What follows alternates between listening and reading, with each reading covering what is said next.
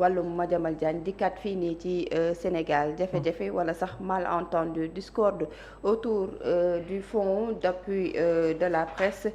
mbir yi waa SEDEPS daal di nañuy dénoncer nee nañ une violation flagrante de la loi par le ministre de la communication loolu la ñu wax Babacar. waaw démb la ñu xibaaral que ne lu jëm ci wàllum fonds d'appui développement de la presse ci jëm boobam am na taxaw seetlu goo xam ne nii daanaka moom lañ ci fas yéene indi mooy ibbi nañ ko pour lu jëm ci wàllum dépôt yi su ko defee ñii di patron de presse yi mën a jot lu jëm seen wàllum koppar ni ki démb lañ nekk loo xam ne lu ñu door la mais bi ñu ko dooree tamit nag ñi nga xam ne ñoo di waa SEDEPS seen jëm bopp di conseil de diffusion et éditeur de presse du Sénégal ñoom dañoo indi ay contestation ñëwal li nga xam ne moo tukkee ci wàllum disponibilité li nga xam moo di fonds d'appui boobu ndax dañu ne nit ñu ko tegee aussi dafa am loo xam ne dañ ko fànq jëm ci wàllum yoon ñu ne ce qui est de l'article 4 du décret 2021-178 du 27 janvier 2021 fixant lu jëm ci wàllum modalité organisation fonctionnement li nga xam daanaka moo di fonds d'appui gi ni mel nee na gaañ seen jëm bopp jot ñu ko respecté te loolu am manquement la ñu jàpp ne nag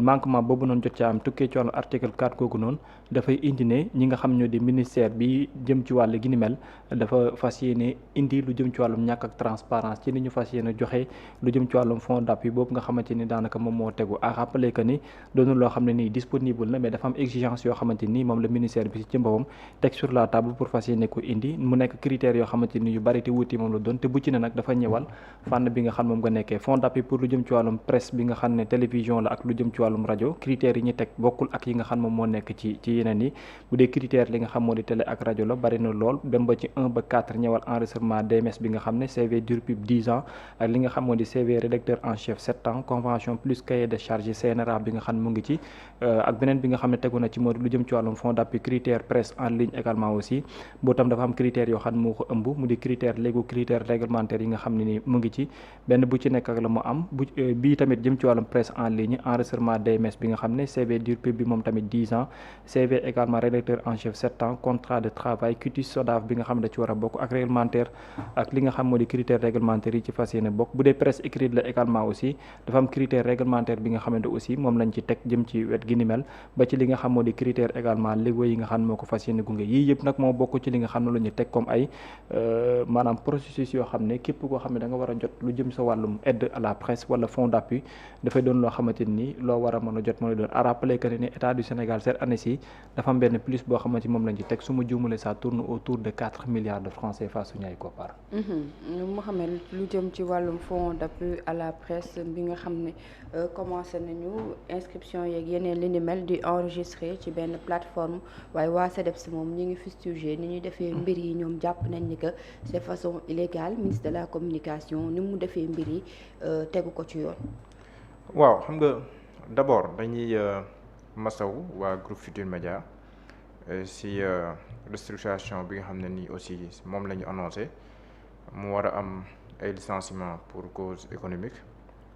waaye nar am aussi ay salaires yu ñuy wàññi jëm 10 ba 15% ñu leen si masaw suñu mbokku liggéeykat yi nga xam te ni ñoom ñoo fa nekk.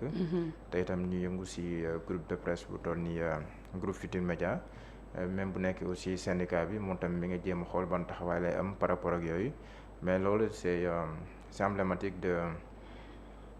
de la situation que traverse et des difficultés que traverse la presse fu mu toll nii au Sénégal li tax ma njëkkee groupe Futurs Médias mën na am bu ñu duggee ci code de la presse bi. dina ci gën a mën a indi ay leeral ndax bu ñu demee ci fonds d'appui et de développement de la presse loolu bu njëkk ba aide à la presse lañ doon wax bu ñu amee code de la presse bu bees en 2017 ci leen amal ce fonds d'appui te article 46 bi moom moo ci ñëw. di wax ne que fonds d'appui boobu noonu dafa am ay mission yoo xam ne ni moom lañ ko gàll muy benn gën a taxaw entreprise de presse yi en matière d'investissement wàllum financement ak projet de développement et de modernisation des entreprises de presse de servir de garantie pour les prêts bancaires de soutenir toute initiative en faveur du multimédia de verser une subvention à l'agence de presse sénégalaise en contrepartie du service fourni aux autres médias. fii xam naa li ma ko déggee mooy par exemple xam nga dañuy wax ne APS moom mooy grossiste yeneen médias yi donc service muy kii yeneen médias yi foofu noonu la versé muy loolu en contrepartie de contribuer au bon fonctionnement de l'organe d'autorégulation foofu noonu nga mën si déggee correct te am nga xibaar ne ko correct fan yéene génn tëjoon na ay buntam ndax problème ko loolu fonds d'appui bi dafa war a am wàll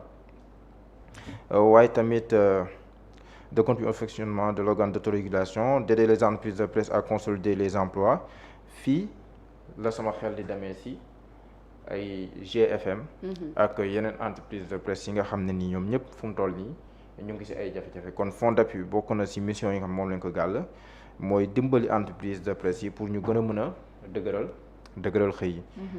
d'appuyer la formation continue des journalistes et techniciens des médias d'aider les radios associatives ou communautaires à but non lucratif donc loolu am na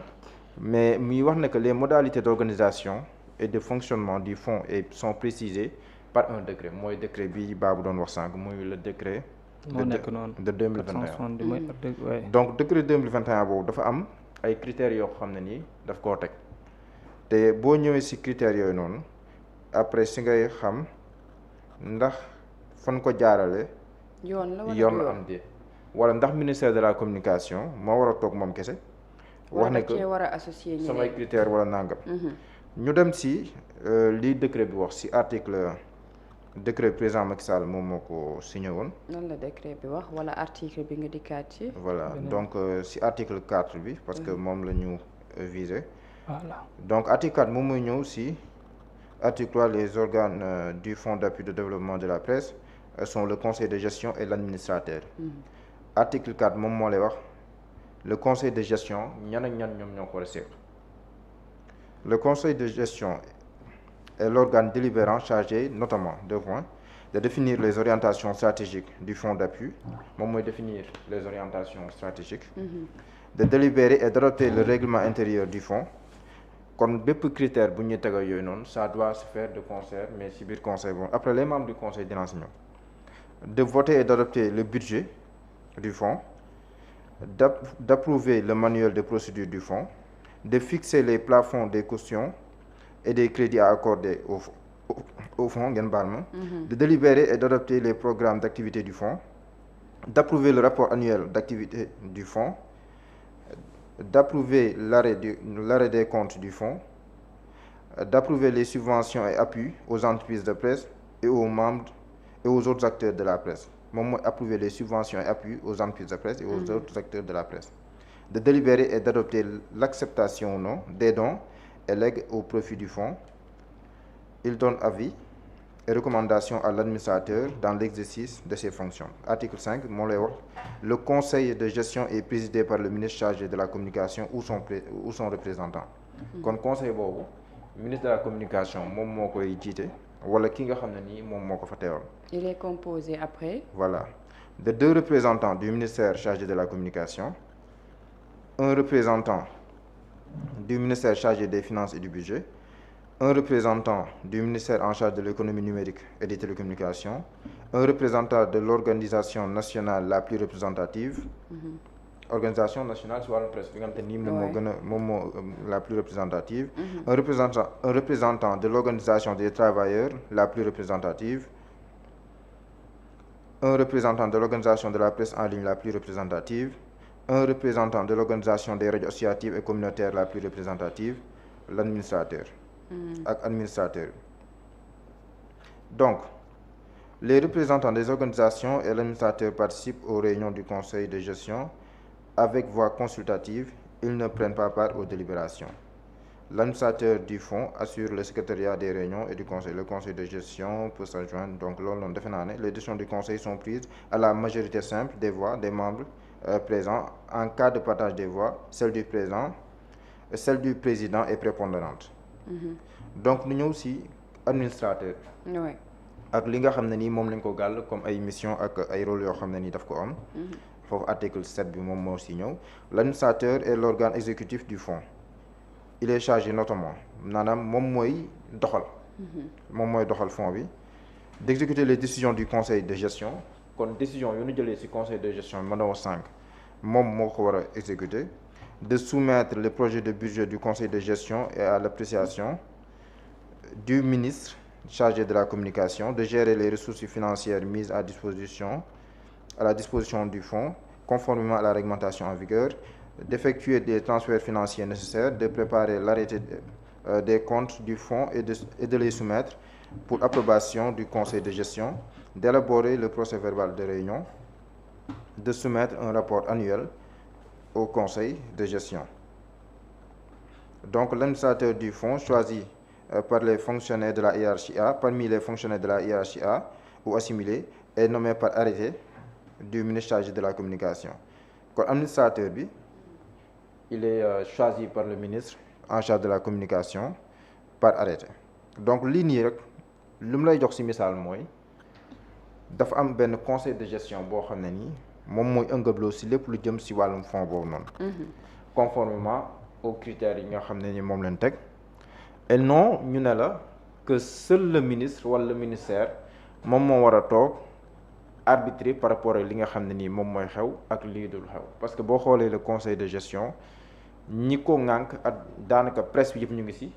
boole ci ñi nga xam ne nii ñoom ñooy waa ministère de la communication waa ministère de l'économie et des finances ak waa ministère des finances et du budget. Donc lu jaarul foofu lu ñu defeewul noonu man mën naa jàpp ne que dëppoowul ak lii code de la presse wax. dëppoowul ak lii le décret di wax ne que c'est illégal. Justement le décret de 2021 li nga xam ne nii moom la wax donc jàpp naa ne ñun ñëpp dañoo war a liggéey si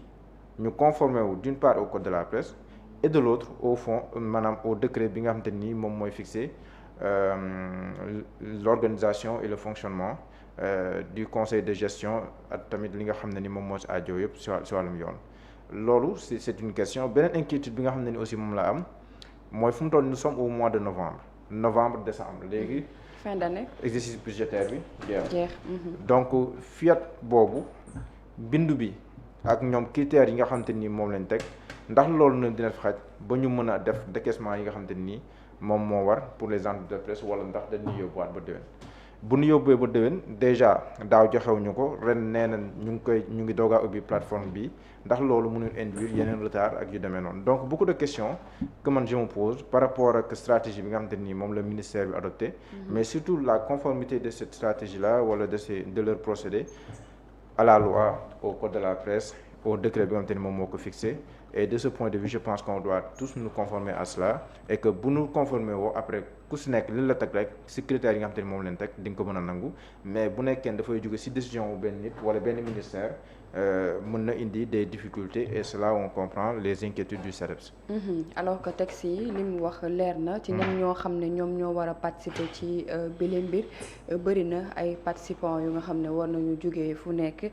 ci yeneen ministères yi sax bu weesoo ministère de la communication waaye ñi nga xam ne également ñoom ñooy yëngu ci wàllum presse bi Babacar nan nga gisee fonds d'appui à la presse bi wàllum ministère de la communication doxalin bi nga xam ne jot nañu ko ci ak waa CEDEPS li nga xam ne moom la ñuy fustiger. waaw pour man nag mbir la boo xamante ni daanaka li yoon wax mooy lu ñu woon war a mën a respecter parce que pour man bu fekkente ni li ñu si lu ñu ci article 4 bi dañu wax ko ne dañoo waroon a mën a am toogaay pour waxtaan d'abord décider ba noppi doo ko mën a jël une telle décision